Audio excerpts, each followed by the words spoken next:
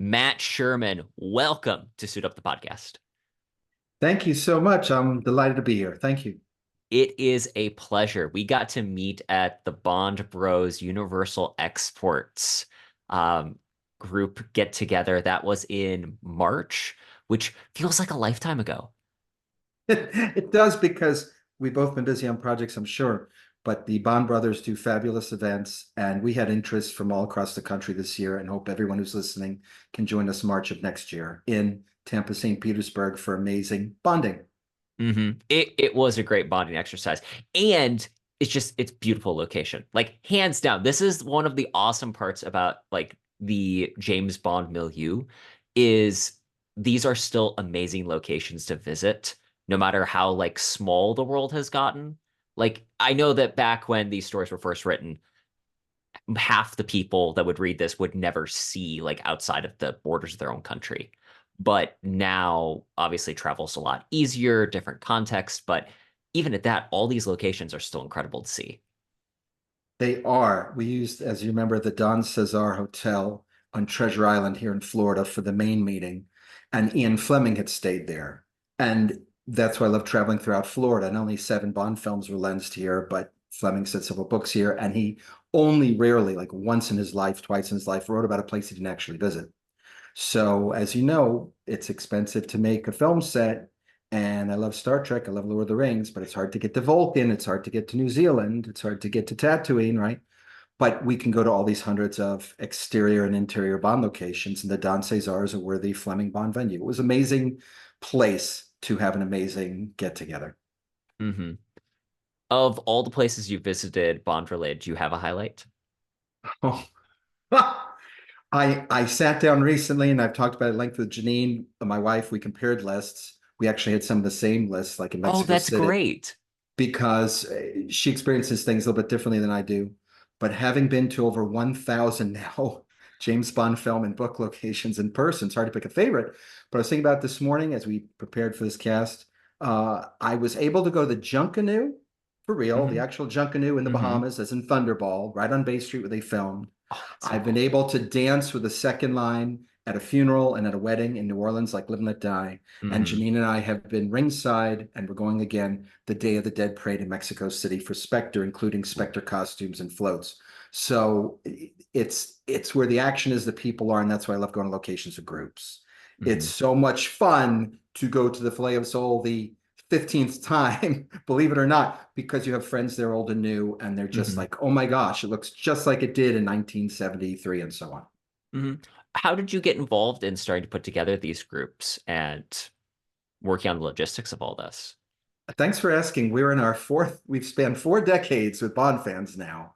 I attended an event called, and I haven't talked about this a lot, but I attended an event called Spy-Fi Con that Okay. was thrown in New Jersey, just off hmm Newark Airport, one of the main airports servicing New hmm York. Lee Pfeiffer and Philip Lisa and Graham Rye and John Cork and a lot of people that are extremely influential and well-known Bond fans since the 60s, 70s, and 80s were at a conference. Lee had great coverage. Lee Pfeiffer did a great job. He was covered in the New York Times. But for some reason, a variety of reasons, there were very few fans at the convention. hmm And this was one of the first real spy conventions. Because there were so few fans at the convention, I got to talk to Raymond Benson for an hour, and Graham Rye for an hour, and John Cork for an hour, and Man at Table, and talk to Lois Maxwell to my heart's hmm content, all these things. It's so And I cool. came home and I said, Janine, this is not a good business model, but I want to model events based on this, which hmm is FaceTime with actors. hmm So we would call up actors after that and do events, and they would say, how many thousands of autographs am I signing? And we'd say 50. And they'd say, 50? I'd say, we're going to pay you an appearance fee, so you Yeah. don't have to charge for autographs. You're going to have a great hmm time. But 50 of us want to have lunch with you and spend about 3 hours, again, in a wonderful venue, wonderful hmm meal, just like we did with the Bond Brothers. So we started doing events, started doing tours, and then I got addicted to touring, and I got addicted to finding locations instead of calling actor friends and saying, where were you that day? I got addicted to looking at the screen capture and hmm triangulating the mountains and finding locations. So Bond tours, meeting the public, meeting real world spies and intelligence officers, actors from 15 different Bond films, the authors of 30 different Bond books, and so on. It's been a blast, a total blast. And you and I got to experience that together at the Bond Brothers event. hmm That's one of those things that I've always found fascinating is like it feels like there aren't a lot of like spy conventions. Like of all the Comic-Con is a thing, yet Right, somehow I feel like there was this like Bond mania at some point that tapered out in like a certain point where we don't have that kind of nationally recognized event to get right. together. Exactly. And I can comment on that if you like. Yeah, please do. I've been a Bond exhibitor, exhibiting James Bond, showing props, talking to the public at Comic-Con, at Mm. Dragon Con, which has 85,000 in Atlanta every year. I've done Ooh. that multiple times. Some great stories from there. We got to show the actual Spectre mask that Daniel Craig wore, the hero mask, from MegaCon, and 5 different cons, 6 different states, SpyCon, and so what we did was we made a spy fest in 2003 on the Queen Mary. So Janine and I had 50,000 square feet of exhibitor space, 85 special guests, Oh. 10 actors who worked with Eon, 10 production team members who work on the Eon productions, Hmm. real world spies. And it was great. Thousands of people came. It was a great time, but it wasn't yet the height of Con Mania. Yeah. But the thing is, if we did a Star Trek cruise tomorrow, Yeah. the boat would be completely sold out, whether or not a William Shatner was on the boat. If we did a Bond cruise tomorrow, and Janine and I have done about 6 of them, we might get 50, 60 people Yeah. because it's a niche thing. Or you have a beautiful collection behind you, see beautiful books behind you. Hmm. How many Bond fans don't just read a few Fleming novels, but It's really true. collect the books?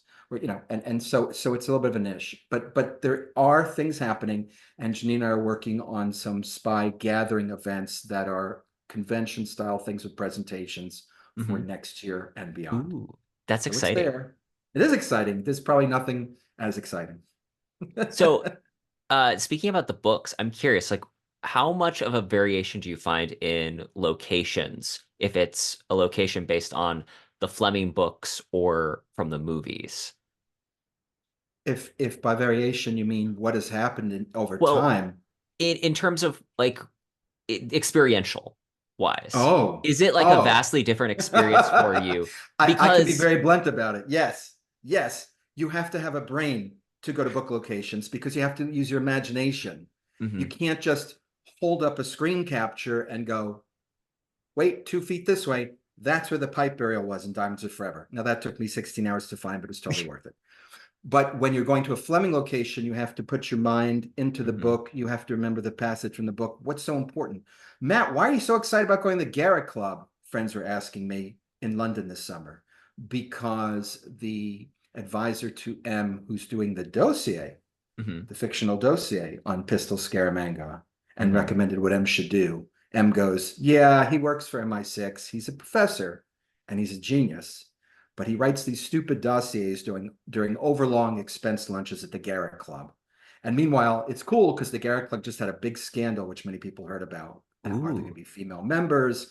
And it's a who's who now because Benedict Cumberbatch is a Oh. member and PMs Uh-huh. and the MPs are members. It's Mhm. crazy. But we Is had to go to it? the It's one Garrett of the Club. old boys clubs that's still left.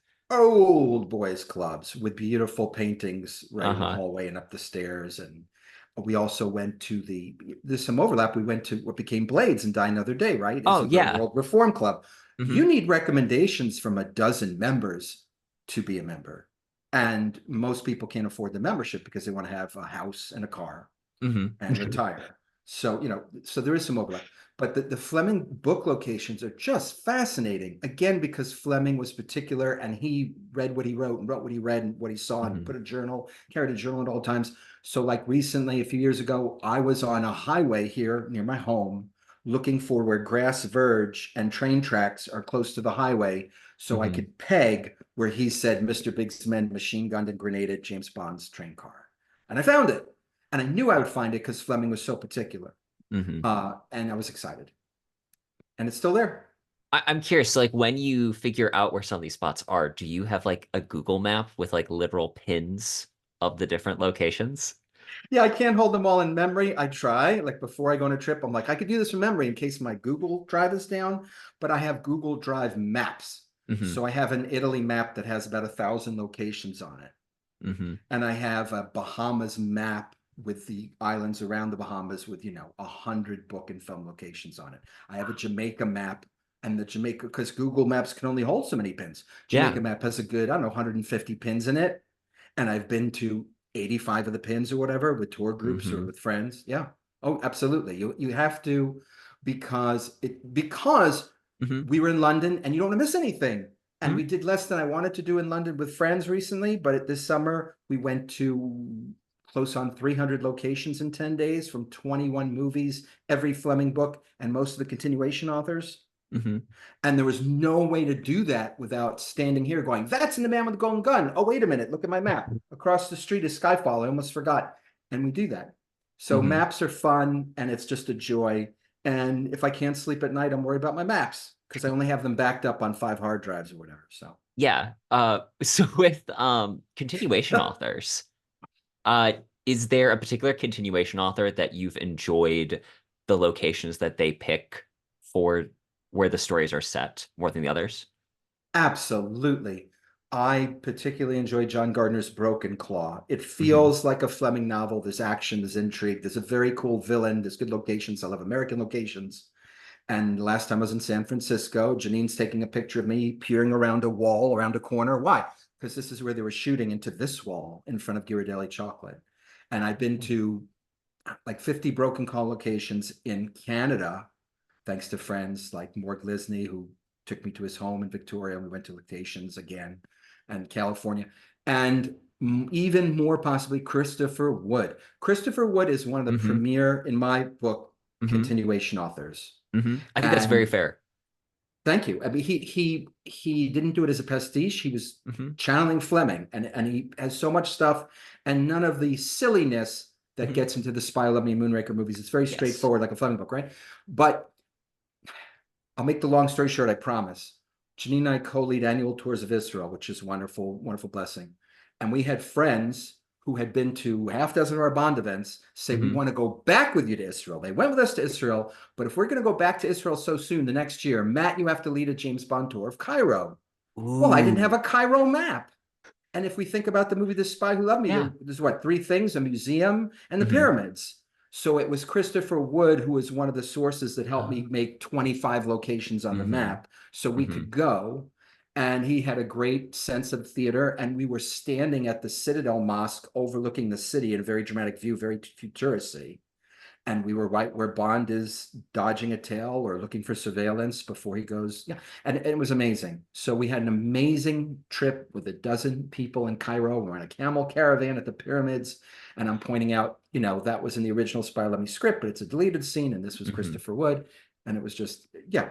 It was unreal, just unreal. I never thought I'd go to Cairo. I never thought I'd do a Bond tour leading a group in Africa. Never thought that as a kid, as an adult, even. So, That this is where life just sometimes throws the curveballs at you that are the exciting ones. It's like, hey, I can't wait to hit this one versus standing there in horror. Let's let's cap on Christopher Wood for just a quick second because sure. I feel like he does not get enough appreciation. No. I remember when JVR, James Bond Radio, they did their like walkthrough of The Spy Who Loved Me, which honestly, it's my least favorite Bond movie. I know there are so many people Yeah. that they love that movie for mostly nostalgic reasons, but it doesn't even get close to my rewatches. I would Okay. rewatch many of the bad movies, quote unquote, before that one. But the book is so good. Like the book version of The Spy Who Loved Me by Christopher Wood, I find Right. absolutely riveting because Christopher Right. Wood writes in such a great Fleming way, and the torture scene in it is like Right. pure Fleming. Right. Which they thought about doing seriously for the film and would have Really changed the tone of the film. And dramatically. a third of the novel is Egypt.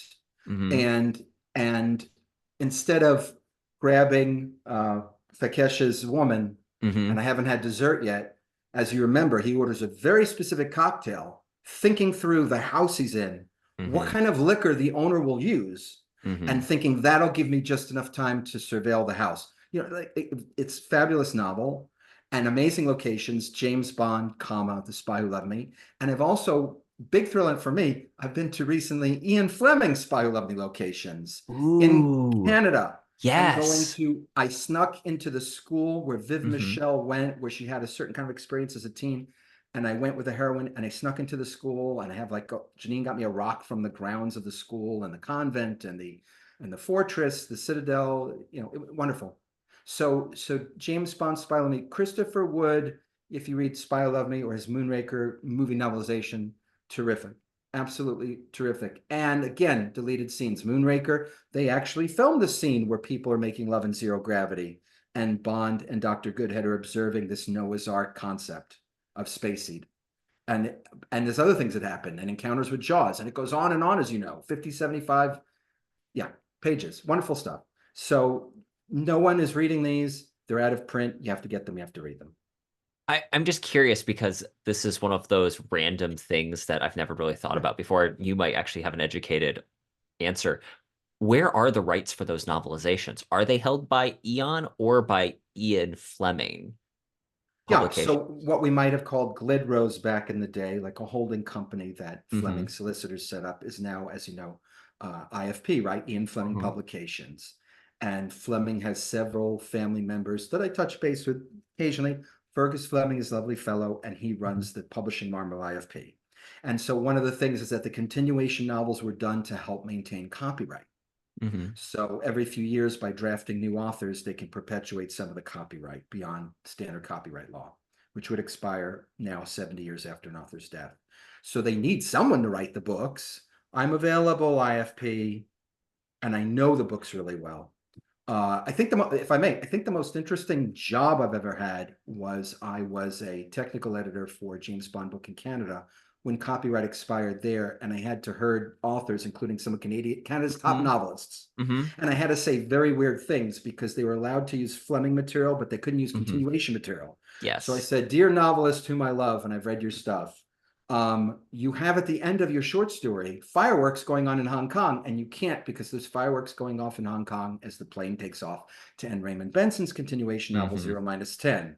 Or Hmm. telling somebody else, I know this is horrible. I know you've called your story. The actual name of your short story is Two Graves, and it revolves around the ancient Chinese proverb, those who seek revenge should dig two graves. And I know you're a big Fleming fan, but you've never seen the movie For Your Eyes Only, which echoes the Graves line. You have to change your entire short story. That was Hmm. the most interesting job I had. I had to read all these short stories, hundreds of pages, and then sift through what's Fleming and what's continuation and what's film. And it Hmm. required me to have an encyclopedic knowledge of the 27 Bond films and the 50 books.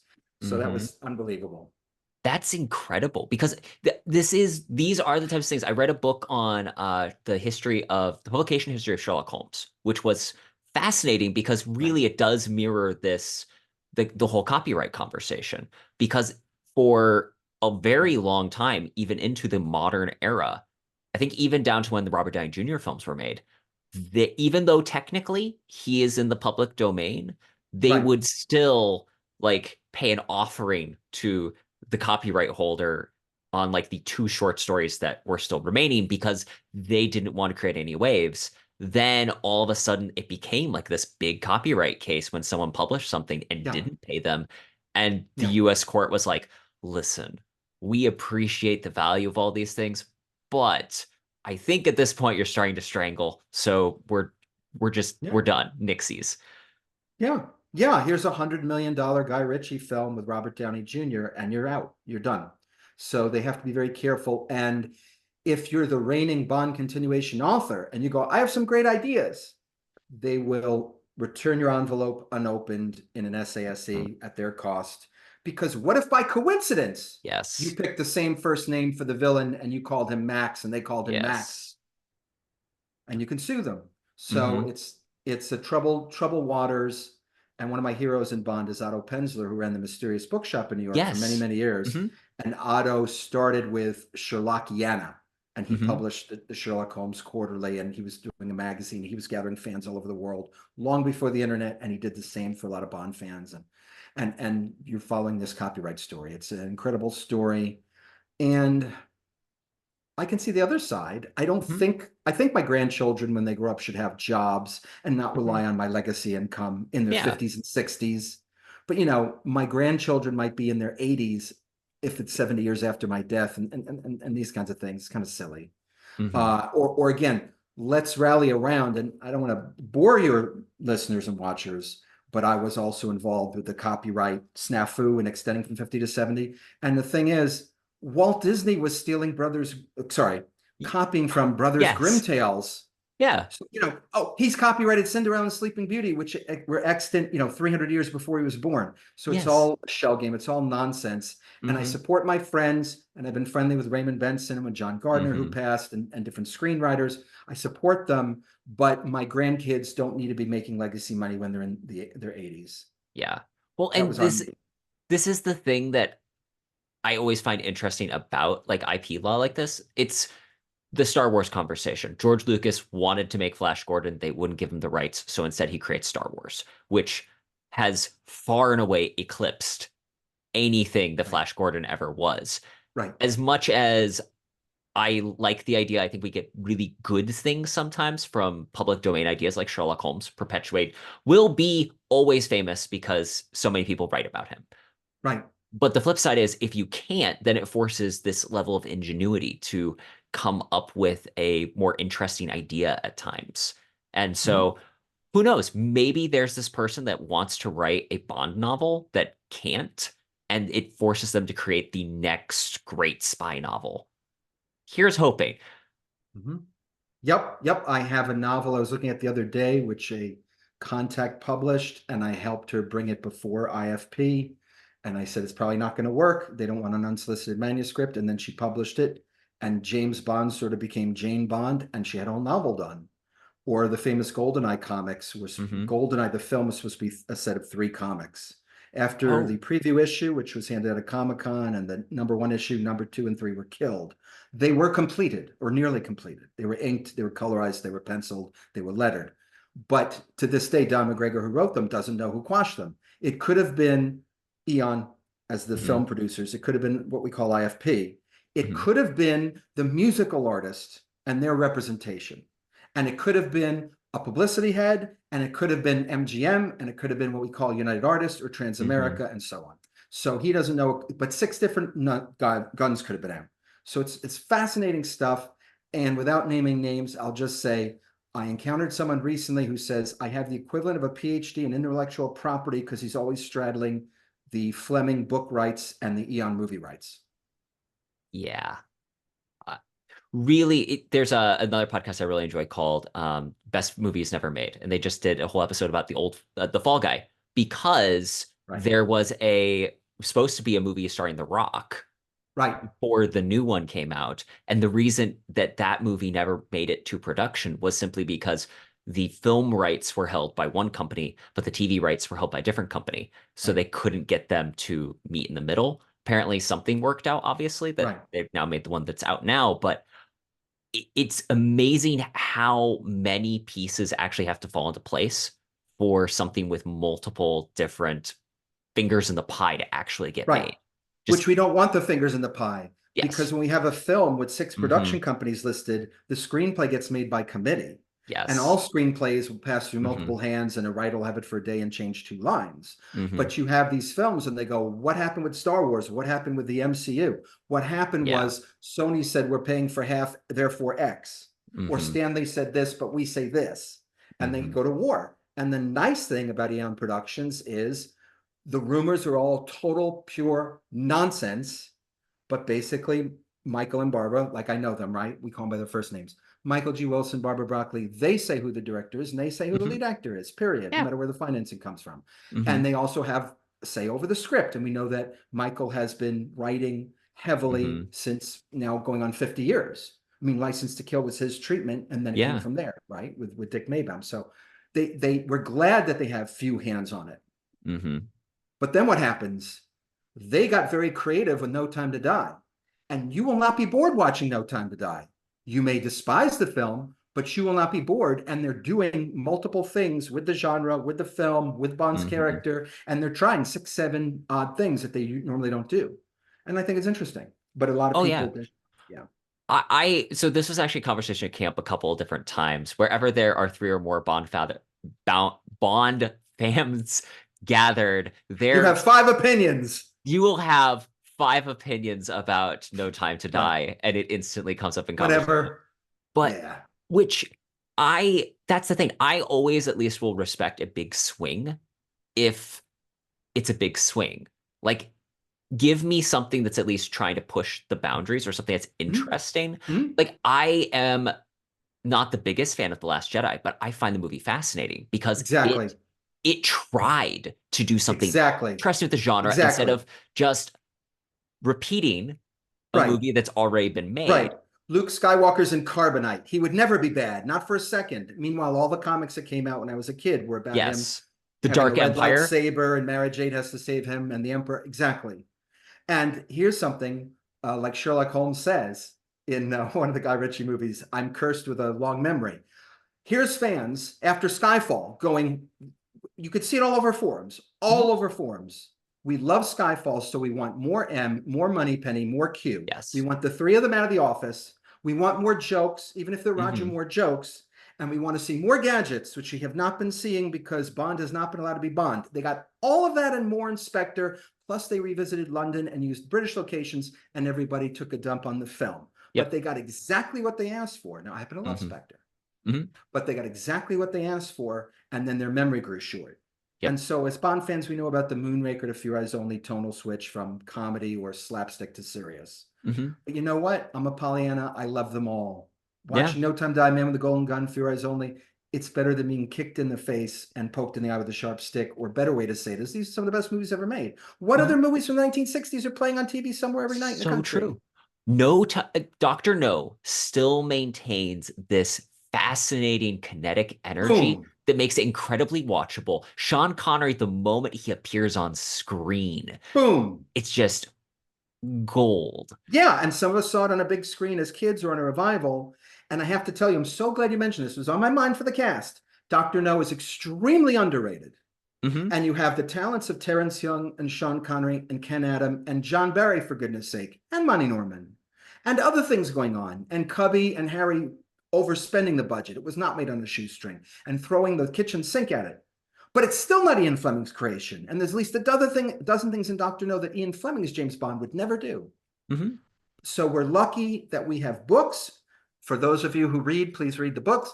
And we have films, and we can enjoy them over and over and over again. And if No Time to Die is the last Bond film, how long will it take me to watch 27 films? It takes a while. Hmm. Well, in No Time to Die, I really do think this is my main argument when people start complaining about it. It's still the best final movie that any of the Bond actors have.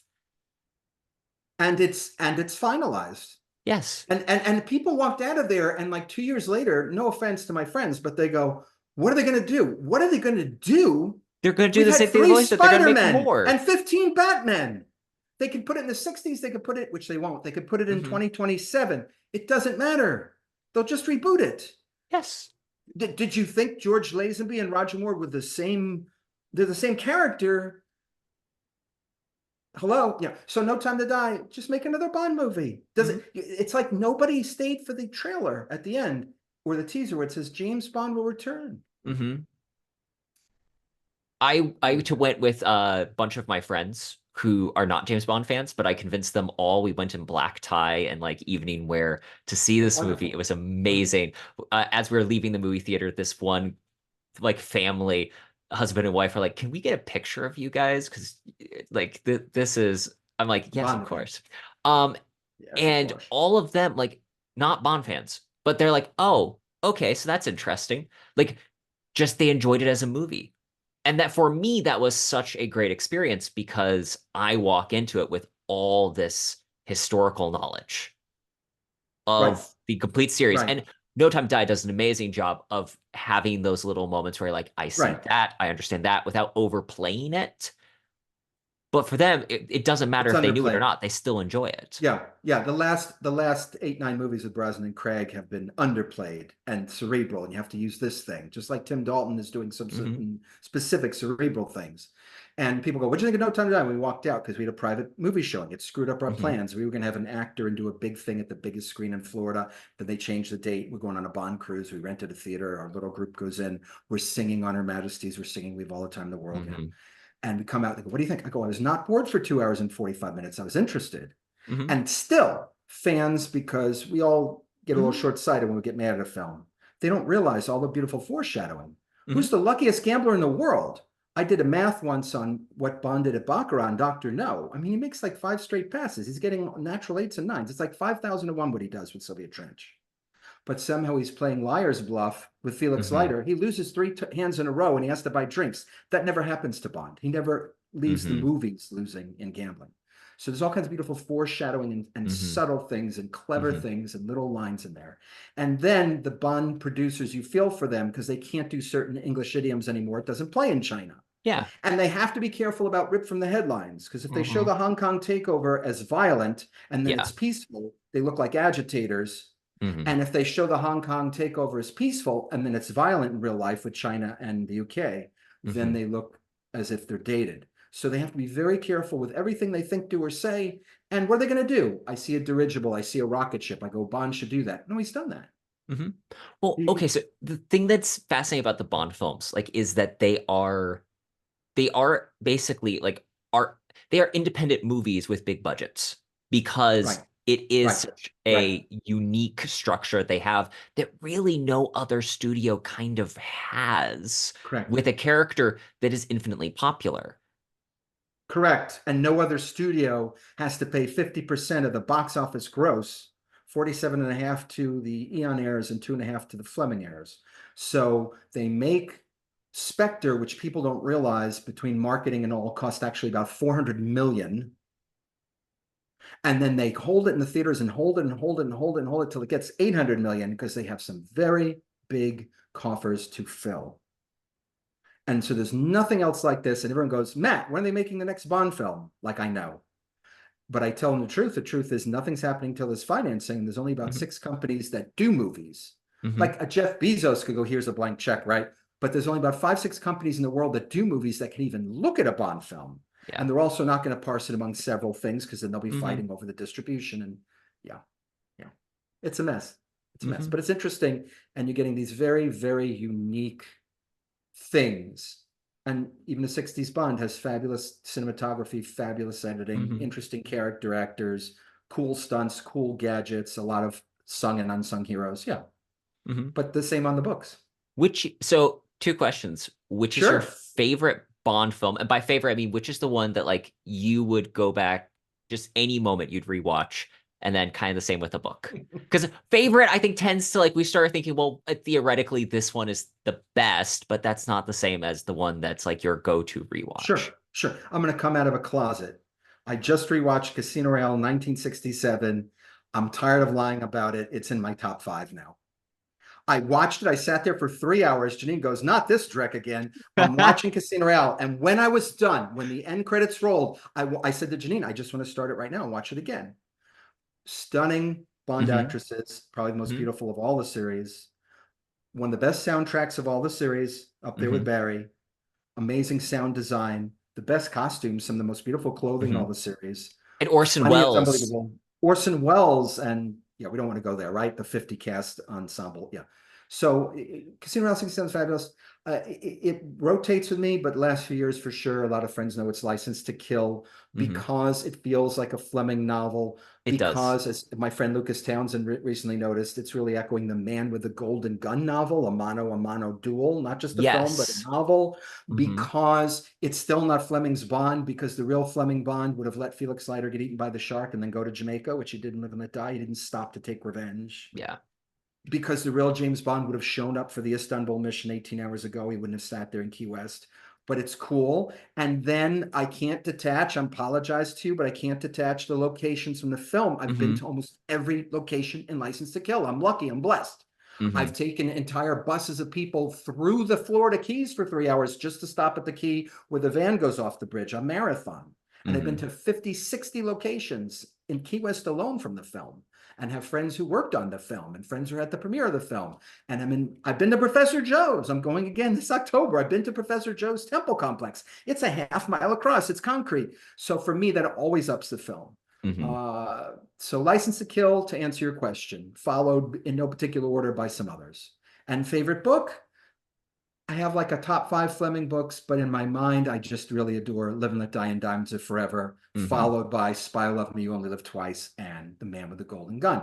And probably all five of those choices are are counterintuitive or iconoclastic I choices. was gonna say, so Diamonds Are Forever usually does not make anyone's top list when it comes to the books. I just want to explore that a little bit. What speaks to you about that particular story? Been reading it since about 8, 9 years old. Hmm. It has American locations. It has New York City locations like Live and Let Die. I grew up in the New York area. I lived in the suburbs of the city, lived all over. And so, I've spent my time walking through Central Park. Where's the bench from Live and Let Die when they drive by with the jukebox? And so I love the American location. It has a sweep, it has an arc, it has set pieces like a Bond movie. They're going to different places. The Hmm. only thing off with Diamonds Are Forever, if I want to nitpick, is that the villains don't have the long soliloquy where they tell you their backstory. Yeah. But by turns, it makes it provocative. And he says, looks like you picked a bad day to die, Mr. Who's This, or whatever Spank says. And then there's all kinds of foreshadowing and double play and meanings of words in the Hmm. book. One quick example, there's a chapter, Rue de la Paix, Hmm. and the Rue de la Paix is a famous street in Paris where they have diamond merchants. It's a road towards payment because Bond is going to be shepherded by his driver, Ernie Curio, who's going to take him to get paid off by the Spang mob, just like in the film where he gets paid off at craps. It has like four different meanings, that one chapter title. Like Fleming puts so much high art in his pulp novels that most Hmm. readers gloss over. So Diamonds is for me, a breathtaking read, a fast read, beautiful locations, very interesting people. Tiffany K. Safe Bond Life. Hmm. And I've written about it extensively and even academically for the last 8, 9 years too.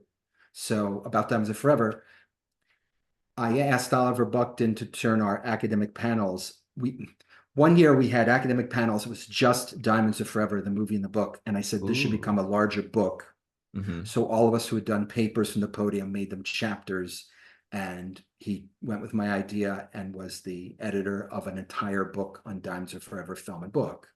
And it's also a book that's close to the film, and then Las Hmm. Vegas overlaps with locations. And Diamonds Are Forever, the movie, is always in my top five, at Hmm. least. At It's least. my first Connery film, and it always holds a special place because of that. Janine and I have had 8 different people from the film, actors and tech at our events. 8. Oh, that's so So, cool. so, again, I can watch the movie as a fan, or I can watch it and be Hmm. like, I was there. We were there. That's right. We did this. That's right. Lana Wood did this. Yeah. But The Diamonds Are Forever is a strong novel. But again, it's like when an outsider who's not me or you or one of the podcast watchers or listeners goes, a Bond movie, they're all fabulous movies. All the Ian Fleming novels are immensely strong Hmm. novels. It's Hmm. just like when somebody poo-poos Stephen King or J.K. Rowling, how they sell 50 million copies. Fleming had sold 30 million copies in his lifetime in a dozen languages. He's Hmm. a fabulous writer, but most of what he's doing is subtextual and you have to dig it out. Just Hmm. like you were saying about the recent films, you have to dig out the subtleties. Well, so something that I was realizing, I read a fantastic biography on Agatha Christie, called An Elusive Woman, by Lucy Woolsey, I think. Okay. But anyway, phenomenal book. But the thing that she makes a very strong comment at the beginning is people tend to read her books and are then surprised at how the unexpected casual racism that might be present because this was written by a woman from that era Right. and just that appears. Her comment was because the language is so crisp and clear, we read it as if it's written today, and then we're surprised by the fact that it's. And I think that Fleming, to a certain extent, has that thing where he wrote these, he straddles those two spheres of he is this exceptional literary writer who is writing a pulp adventure story. He is elevating the material. And also because he's a man who realistically, despite the fact Bond is set like in the 50s, 60s, he's writing this more as if it's the 30s, 40s for Right. because that's his world. It Yeah. has this fascinating multiple layers, which is why I think that we start to see more people actually giving him serious literary criticism because Yeah. he's worthy of it. He is. And has a novelist ever suffered that much? His wife said, oh, he's sold 30 million copies. When are you going to do something serious? She would Hmm. literally be in the room with her literary and artistic friends, whether they were pretentious to it or actual gifted people, because she had some of the top people in the UK in her home. And she said, Ian's writing his pornography again. And she said it loud enough for him to hear it in the other room. Oh, But I'm telling you, can I give you one quick example of yeah. the things that Fleming would do? In the book Goldfinger, I'm the first person who published on this in one of my books. In Goldfinger, the novel, Goldfinger favors red and purple and gold clothing, unlike the film where he's wearing these rich browns and greens. He has flaming red carrot hair, as you know, and a sunburnt face. So his Hmm. colors are red, purple, and gold. There are something like 45 food items in the novel. Almost all of them, without exception, are red, purple, and gold food.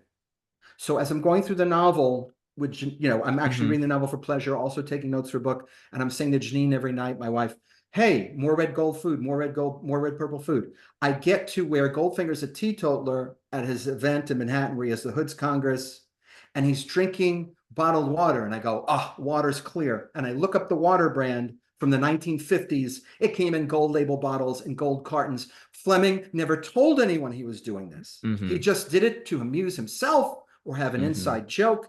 And that would be the barest surface of the things he put in. Fabulous subtexts. I Hmm. could give you one more if you think it Oh, might be please do. worthy.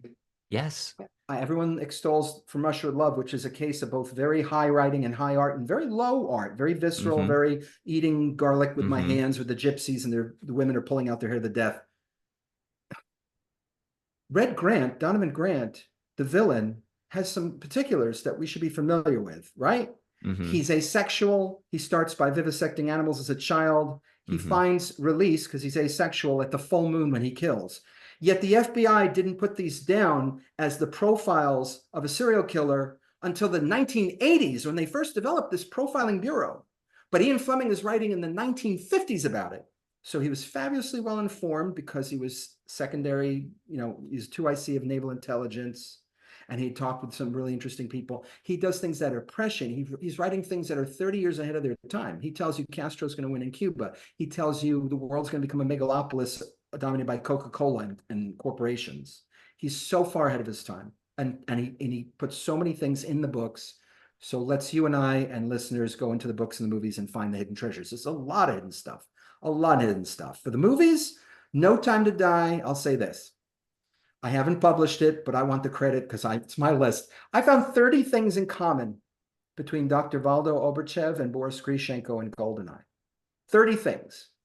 Don't Hmm. tell me Purvis and Wade and et al. Weren't doing it on purpose. There are 30 comparisons that really only apply to those two characters, Dr. Oberchev and Boris Grishenko, played by Alan Cumming in Goldeneye. So there's all kinds of things, and we can enjoy the films on many levels and many layers. Hmm. Absolutely, 100%. Hmm. And this is what makes good art, is that it has depth that you can explore. I Right. read a lot. I love good pulp novels. That half of the books that are behind me are in that genre of like trashy men's fiction from like the 1950s. And I love it. Right. What makes the good stuff great and the stuff that's stuck around is that it has multiple different elements to it that you can explore and enjoy instead of simply being what isn't the term used, they were called kiss kiss bang bangs back in the day, when it's more, and that's the Right. irony of Fleming, his work being called that and the films being called that, because there is so much more to them. Right. Right. The average stay in front of a painting in the United States is 1.5 seconds. And for someone who purposes to go to a museum, 10 Hmm. seconds. And Fleming famously said in Thrilling Cities that most art museums would be benefited by roller skates.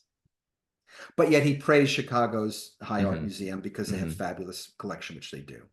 And we want to gaze at a book and see more. And Dr. Buckton, who co-chairs the academic panels with me, he's a wonderful professor of English, and he's written much on Bond and spying. He's one of the world's top experts on Fleming and the films. His new book coming out is called Counterfeit Spies. Long story short, it's 5 people who saved us in World War II, Ooh. spying for the Allies, but who Hmm. also dropped down and wrote pulp fiction in the 50s and 60s. And they're encoding what they're doing, and they're putting in incredible World War II adventures in their books. So you're going to love this book.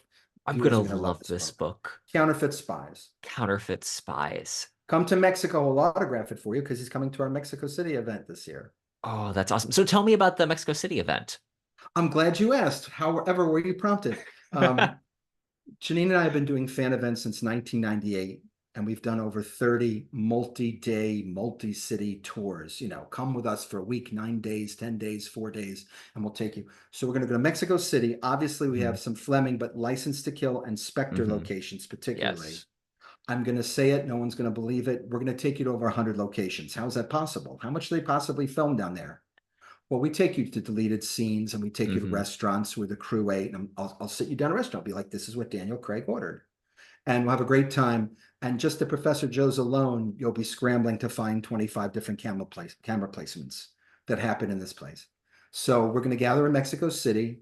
The hotel is sold out. Why? We're going the last week of October, which is the Day of the Dead parade time. But Janine and Hmm. I are holding extra rooms in our block. Oh, good. So anyone who goes to the bondfanevents.com website, bondfanevents.com, you can click, send me an email, or follow up through you, Terrence, if they don't mind, and get in touch with me. We'll get you going and we'll get you a room.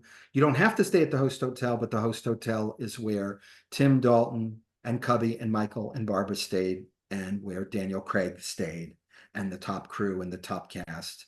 And it appears on screen in both License to Kill and Spectre. It's one of those beautiful hotels in the world. That hotel is one of Janine's top locations. So we're going to have a great time in Mexico City. And Janine and I are going to run 7 tours because we're going to take you for a half a day to Spectre this and a half a day Hmm. just License to Kill and a half a day this. But we're also going to take you on a full day of this, and we go the Day of the Dead parade. And we're also going to take you shopping and for souvenirs and for fabulous food and to great restaurants and show you the skyscrapers and show you Mexico City. And as a sidebar, but now we're more intentional about it, like people going to New Orleans, like we drove 100 miles around Greater New Orleans. Hmm. And you showed us this place and the scenic overlook. We took these photos, and I know New Orleans now. You're going to love Mexico City. It's one of the safest big cities in the world, actually, and it's wonderful. Hmm. So we're going to gather people in Mexico City in October. So thanks for letting me share that, because 30 people will go, but I just wish 1,000 people would go, because Hmm. it's just fun, and you make lifelong friendships there. Oh, Absolutely yeah. lifelong friendships. And it's a beautiful spot. I went to Mexico at one point for work, and Yeah. I remember like looking up later Bond locations, and I realized I didn't go to see Mexico City. It was early in my Bond fandom. That's my excuse.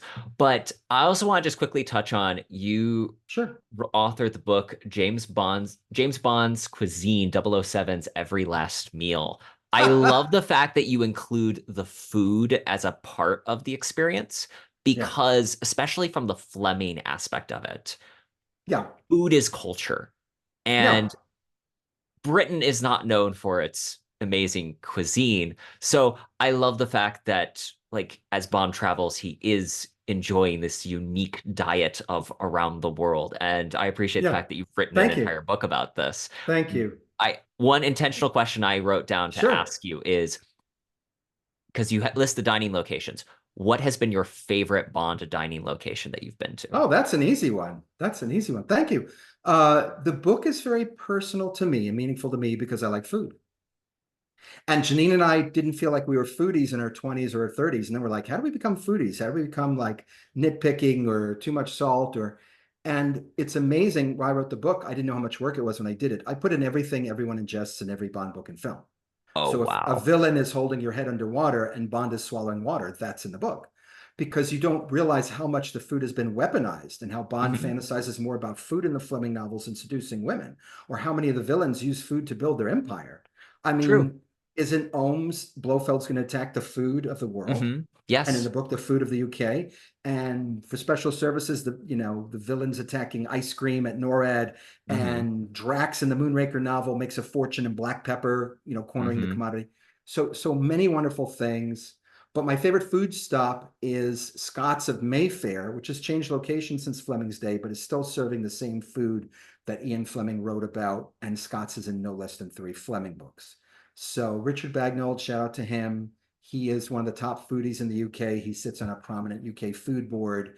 He takes Bond fans around the UK like I do in the United States. We're very good friends. And he took us to Scott's, a couple of us, and he said to the general manager, I know this is above your pay grade, but we're kind of busy. Can you help us with the order? And the sommelier came over and talked with Richard for 5 minutes, and I'm like crying. I'm like wiping tears away from my eyes because I dreamed about eating at Scott's since I'm like 9 years old, and I'm eating the same menu that they had in the Diamonds Are Forever novel and the Goldfinger novel. Hey, should we do the saumonier along with the caviar? And yes, so it was amazing, and it was they have 200 seats in the place and they're all like full for lunch. And we're rushing to eat there so we can get over to the Dorchester to meet someone from Sotheby's auctioneer house and talk with the manager of the Dorchester PR about Ian Fleming at the Vesper Bar. It was a good day. That Scott's sounds at Mayfair in awesome. London. So the James Bond cuisine book does have about 500 real world places where you can go. And I'm at this restaurant in Greece, and I'll look on page 58, and here's what he ate in this movie, in this book, and that's what I want to order. And another book I wrote is called Playing Games with James Bond. That's all about Bond's X games and the games that Bond has invented. Bond Hmm. brought to the fore a few things like jet skiing, hang gliding, mono skiing. These were Hmm. on James Bond on the screen for the first time and made them famous. Bond was on one Hmm. of the world's first hang gliders, one of the world's first jet skis, for two examples. So a lot of fun, this Bond stuff. Hmm. Matt, thank you so much. This has been an amazing conversation. I'm sure we're going to have you back sometime. Where can people go to learn more about you and your work? I appreciate it very much. Thank you again for a wonderful hour. Bondfanevents.com is my website. You can see images and galleries and stories from events of the last 10 years and look at some of the folks we've had. There's a list of 100 guests. Please get in touch.